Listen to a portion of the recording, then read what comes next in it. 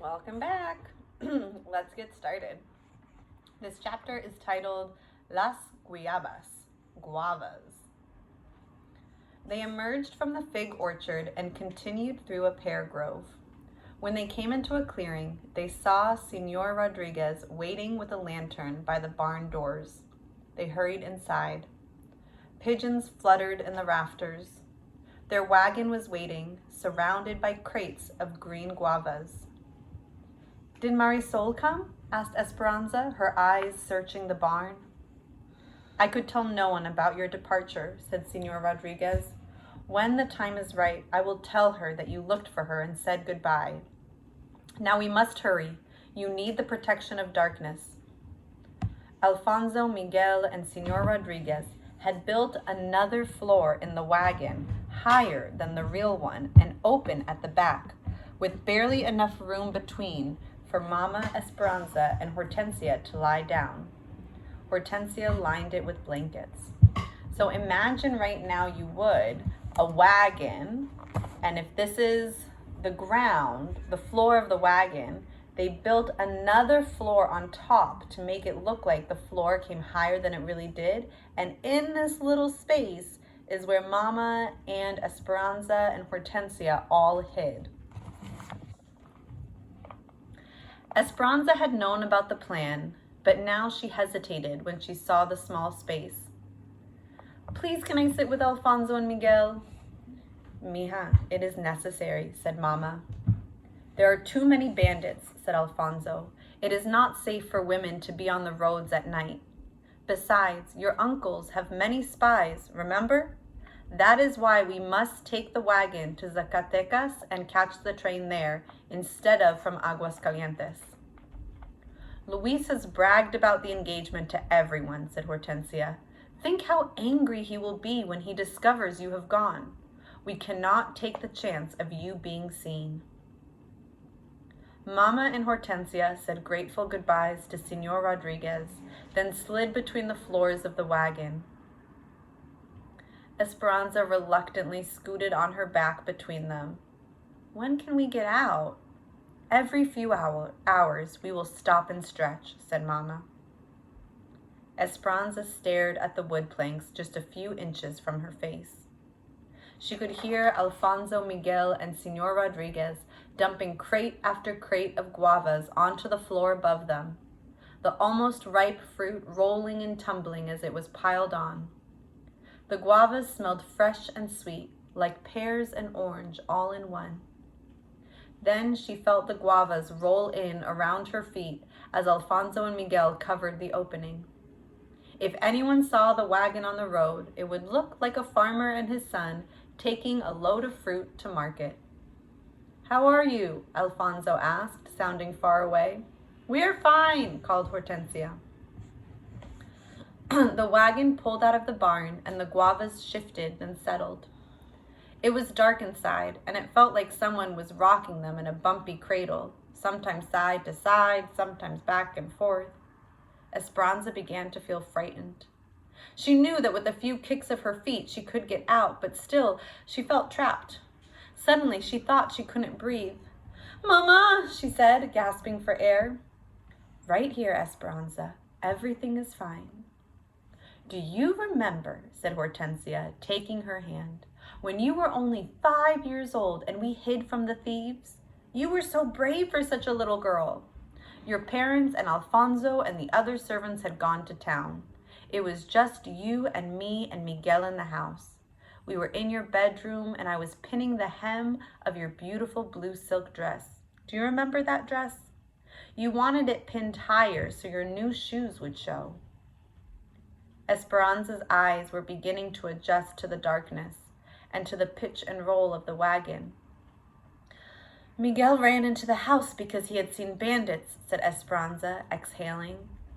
She remembered standing on a chair with her arms outstretched like a bird ready for flight when Hortensia fitted the sides of the dress. And she remembered the new shoes, shiny and black. "Yes," said Hortensia. "I looked out the window to see 6 men, their faces covered with handkerchiefs, and all held rifles. They were renegades who thought they had permission to steal from the rich and give to the poor. But they didn't always give to the poor, and they sometimes killed innocent people. "We hid under the bed," said Esperanza, "and we pulled down the bed cover so they couldn't see us." She remembered staring straight up at the bedboards, much like the boards enclosing them in the wagon now. She took another long breath. Let's all take a long breath right now.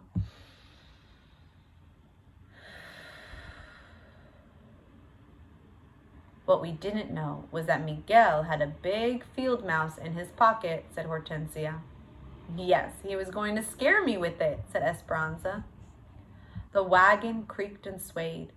They could hear Alfonso and Miguel murmuring above them. The persistent smell of the guavas filled their noses. Esperanza relaxed a little.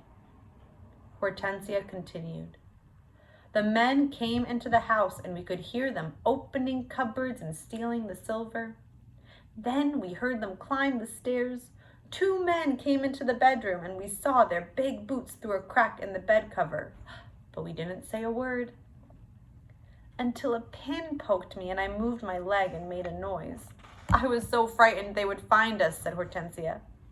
"But Miguel pushed the mouse out from under the bed and it ran around the room. The men were startled but started laughing. And then one of them said, 'It is just a raton. We've got plenty. Let's go.' And they left," said Esperanza. Mama said, "They took almost all the silver. But Papa and I only cared that all of you were safe. Do you remember how Papa said that Miguel was very smart and brave and asked him what he wanted for protecting you, his most prized possession?" Esperanza remembered. Miguel wanted to go on a train ride.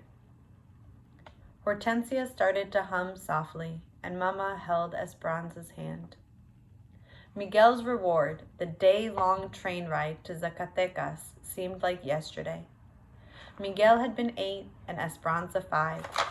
She wore the beautiful blue silk dress and could see Miguel standing at the station, wearing a bow tie and practically shining, as if Hortensia had cleaned and starched his entire body.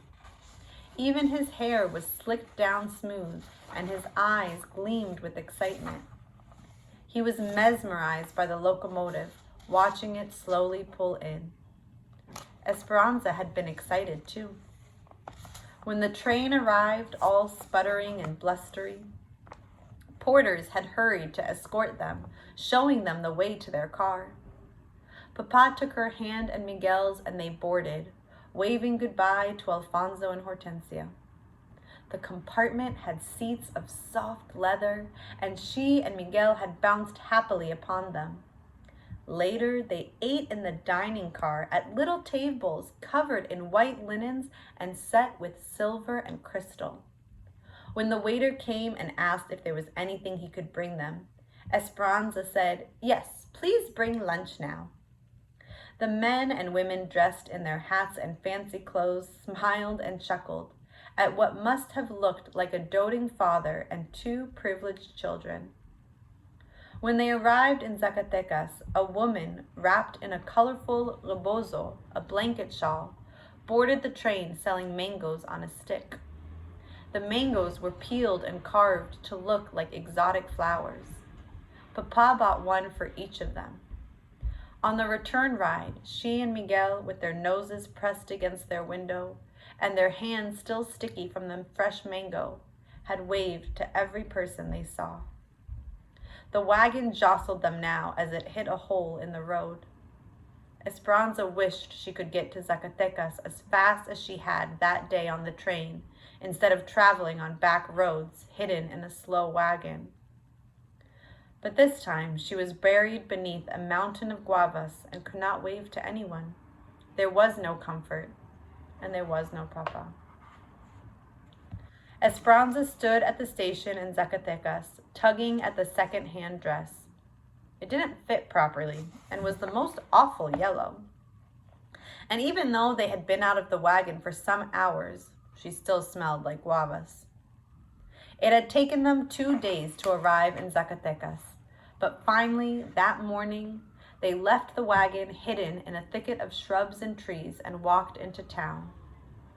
After the discomfort of the wagon, she was looking forward to the train. The locomotive arrived pulling a line of cars and hissing and spewing steam. But they did not board the fancy car with the compartments and leather seats, or the dining car with the white linens. Instead, Alfonso led them to a car with rows of wooden benches, like church pews facing each other, already crowded with peasants. Trash littered the floor, and it reeked of rotting fruit and urine. A man with a small goat on his lap grinned at Esperanza, revealing no teeth. 3 barefoot children, 2 boys and a girl, crowded near their mother. Their legs were chalky with dust, their clothes were in tatters, and their hair was grimy. An old, frail beggar woman pushed by them to the back of the car, clutching a picture of Our Lady of Guadalupe. Her hand was outstretched for alms. Esperanza had never been so close to so many peasants before. When she went to school, all of her friends were like her. When she went to town, she was escorted and hurried around any beggars. And the peasants always kept their distance. That was simply the way it was. She couldn't help but wonder if they would steal her things. "Mama," said Esperanza, stopping in the doorway, "we cannot travel in this car. It is not clean, and the people do not look trustworthy." Esperanza saw Miguel frown as he edged around her to sit down. Mama took her hand and guided her to an empty bench, where Esperanza slid over next to the window. "Papa would never have us sit here, and Abuelita wouldn't approve," she said stubbornly. "Mija, it is all we can afford," said Mama. "We must make do. It is not easy for me either, but remember, we are going to a place that will be better than living with Tio Luis, and at least we will still be together." The train pulled out and settled into a steady motion. Hortensia and Mama took out their crocheting. Mama was using a small hook and white cotton thread to make carpetas, lace doilies, to put under a lamp or a vase. She held up her work to Esperanza and smiled. "Would you like to learn?" Esperanza shook her head. Why did Mama bother crocheting lace? They had no vases or lamparas to put on top of them. Esperanza leaned her head against the window. She knew she did not belong here. She was Esperanza Ortega from El Rancho de las Rosas. She crossed her arms tight and stared out the window. For hours, Esperanza watched the undulating land pass in front of her. Everything seemed to remind her of what she had left behind. The nopales reminded her of Abuelita, who loved to eat the prickly pear cactus, sliced and soaked in vinegar and oil. The dogs from small villages that barked and ran after the train reminded her of Marisol, whose dog, Capitan, chased after trains the same way. And every time Esperanza saw a shrine decorated with crosses, flowers, and miniature statues of saints next to the rails, she couldn't help but wonder if it had been someone's father who had died on the tracks, and if somewhere there was another girl who missed him too. Esperanza opened her valise to check on the doll, lifting it out and straightening her clothes. The barefoot peasant girl ran over. "Mona," she said, and reached up to touch the doll. Esperanza quickly jerked it away and put it back in the valise, covering it with the old clothes. "Mona, Mona," said the little girl, running back to her mother, and she began to cry. Mama and Hortensia both stopped their needles and stared at Esperanza. Mama looked across at the girl's mother. "I am sorry for my daughter's bad manners." Esperanza looked at Mama in surprise. Why was she apologizing to these people? She and Mama shouldn't even be sitting in this car. Hortensia looked from one to the other and excused herself. "I think I will find Alfonso and Miguel and see if they bought tortillas at the station." Mama looked at Esperanza. I don't think it would have hurt to let her hold it for a few moments. Mama, she is poor and dirty, said Esperanza. But Mama interrupted. When you scorn these people, you scorn Miguel, Hortensia, and Alfonso, and you embarrass me and yourself. As difficult as it is to accept, our lives are different now. The child kept crying. Her face was so dirty that her tears washed clean streaks down from her cheeks. Esperanza suddenly felt ashamed, and the color rose in her face. But she still pushed the valise further under the seat with her feet and turned her body away from Mama. Esperanza tried not to look back at the little girl, but she couldn't help it. She wished she could tell the little girl's mother that she had always given her old toys to the orphanage, but that this doll was special. Besides, the child would have soiled it with their hands. Mama reached in her bag and pulled out a ball of blanket yarn. Esperanza, hold out your hands for me. She raised her eyebrows and nodded toward the girl. Esperanza knew exactly what Mama intended to do. They had done it many times before.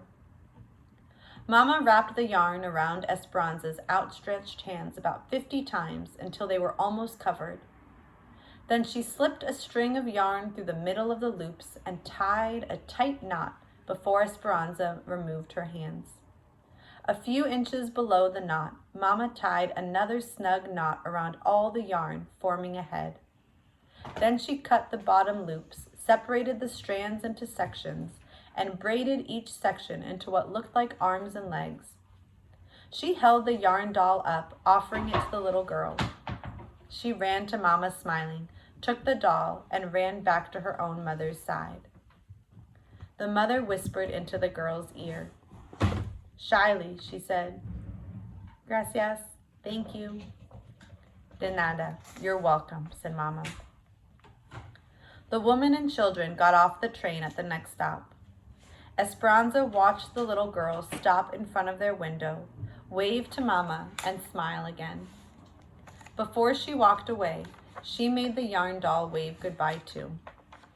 Esperanza was glad the girl got off the train and took the silly yarn doll with her. Otherwise, she would have been reminded of her own selfishness and Mama's disapproval for miles to come. Clicleta, clicleta, clicleta.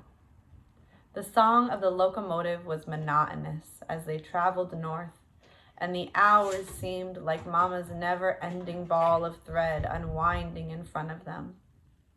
Each morning the sun peeked over one spur of the Sierra Madre, sometimes shining through pine trees. In the evening it set on the left, sinking behind another peak and leaving pink clouds and purple mountains against the darkening sky. When people got on and off, Esperanza and the others changed their seats. When the car filled up, they sometimes stood. When the car was less crowded, they put their valises under their heads and tried to sleep on the benches. At every stop, Miguel and Alfonso hurried off the train with a package. From the window, Esperanza watched them go to a water trough, that's like a water fountain, unwrap an oilcloth and dampen the bundle inside. Then they would wrap it in the oilcloth again, board the train, and put it carefully back into Alfonso's bag. What is in there? Esperanza finally asked Alfonso as the train pulled away from yet another station. You will see when we get there. He smiled, and a knowing look passed between him and Miguel. Esperanza was annoyed with Alfonso for taking the package on and off the train without telling her what was inside. She was tired of Hortensia's humming and weary of watching Mama crochet as if nothing unusual were happening to them. But most of all, she was bored with Miguel's constant talk about trains. He chatted with the conductors. He got off at every stop and watched the engineers. He studied the train schedule and wanted to report it all to Esperanza. He seemed as happy as Esperanza was irritable. When I get to California, I am going to work for the railroad, said Miguel, looking anxiously toward the horizon. They had spread pieces of brown paper in their laps and were eating pepinos, cucumbers sprinkled with salt and ground chiles. "I'm thirsty. Are they selling juice in the other car?" asked Esperanza. "I would have worked at the railroad in Mexico," continued Miguel, as if Esperanza had not tried to change the subject. "But it's not easy to get a job in Mexico. You need una palanca, a lever, to get a job at the railroads. I had no connections, but your father did. Since I was a small boy, he gave me his word that he would help me, and he would have kept his promise. He always kept his promises to me." At the mention of Papa, Esperanza felt that sinking feeling again. She looked at Miguel. He quickly turned his head away from her and looked hard out the window. But she saw that his eyes were damp. She had never thought about how much her papa must have meant to Miguel. It dawned on her that even though Miguel was a servant, Papa may have thought of him as the son he never had. But Papa's influence was gone. What would happen to Miguel's dreams now? "And in the United States?" she asked quietly. "I hear that in the United States you do not need una palanca, that even the poorest man can become rich if he works hard enough." They had been on the train for 4 days and nights when a woman got on with a wire cage containing 6 red hens. The chickens squawked and cackled, and when they flapped their wings, tiny russet feathers floated around the car. The woman sat opposite Mama and Hortensia, and within minutes she had told them that her name was Carmen, that her husband had died and left her with 8 children, and that she had been at her brother's house helping his family with a new baby. "Would you like dulces, sweets?" she asked Esperanza, holding open a bag. Esperanza looked at Mama, who smiled and nodded her approval. Esperanza hesitantly reached inside and took out a square of cotton candy. Mama had never permitted her to take candy from someone she didn't know before, especially from a poor person. "Signora, why do you travel with the hens?" asked Mama. "I sell eggs to feed my family. My brother raises hens and he gave these to me." "And you can support your large family that way?" asked Hortensia. Carmen smiled. "I am poor, but I am rich. I have my children. I have a garden with roses, and I have my faith and the memories of those who have gone before me.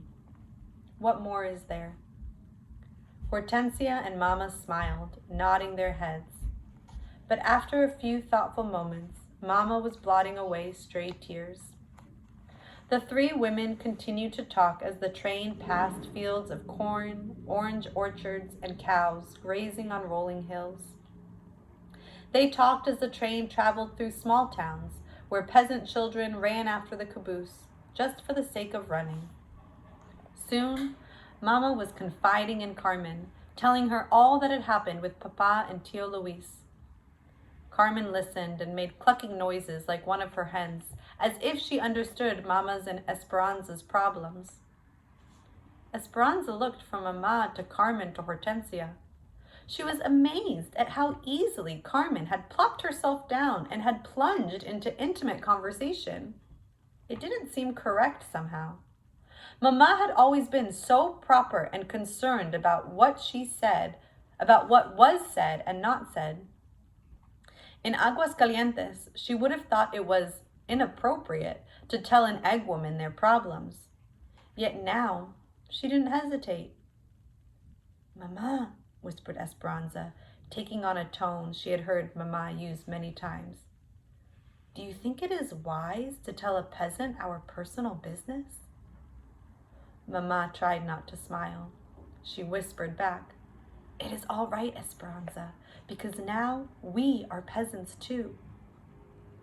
Esperanza ignored Mama's comment. What was wrong with her? Had all of Mama's rules changed since they had boarded this train? When they boarded into Carmen's town, Mama gave her 3 of the beautiful lace carpetas she had made. "For your house," she said. Carmen gave Mama 2 chickens and an old shopping bag that she tied with a string. "For your future," she said. Then Mama, Hortensia, and Carmen hugged as if they had been friends forever. Buena suerte, good luck, they said to one another. Alfonso and Miguel helped Carmen with their packages and the cage of chickens. When Miguel got back on the train, he sat next to Esperanza near the window. They watched Carmen greet her waiting children, several of the little ones scrambling into her arms.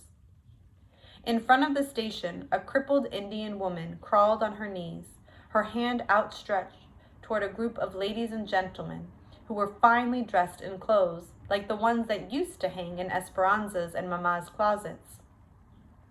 The people turned their backs on the begging woman, but Carmen walked over and gave her a coin and some tortillas from her bag. The woman blessed her, making a sign of the cross. Then Carmen took her children's hands and walked away. She has 8 children and sells eggs to survive. Yet when she can barely afford it, she gave your mother 2 hens and helped the crippled woman, said Miguel. The rich take care of the rich, and the poor take care of those who have less than they have. But why does Carmen need to take care of the beggar at all? Said Esperanza. Look, only a few yards away is the farmer's market with carts of fresh food. Miguel looked at Esperanza, wrinkled his forehead, and shook his head.